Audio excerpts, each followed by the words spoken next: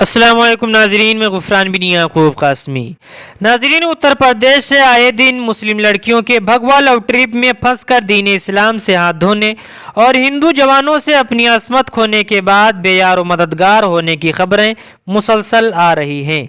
Mumbai Urdu news में बरेली की एक मुर्तद लड़की की खबर इस सुर्खी के साथ शाये हुई थी। अखबार की हेडिंग ये थी कि भगवा लव ट्रिप की शिकार मुर्तद लड़की को जान से मारने की धमकी 5 साल तक इस्तेमाल करने के बाद आशिक ने शादी से इनकार कर दिया। पुलिस से इंसाफ की अपील इस तरह करके शाये हुई थी।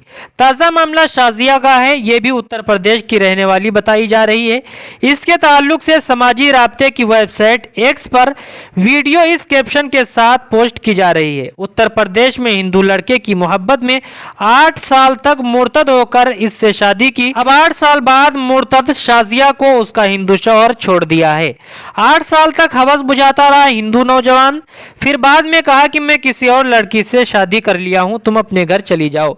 शाजिया के मुर्तद होने के लिए जिन हिंदू तंजीमों ने मदद की थी, शाजिया अब वही हिंदू तंजीमों के एक शख्स जिनका नाम उदय है, उससे मदद की दरखास्त कर रही है। सोशल मीडिया पर वायरल वीडियो में शाजिया ने कहा कि उदय भैया, जय श्री राम, मेरा नाम शाजिया है।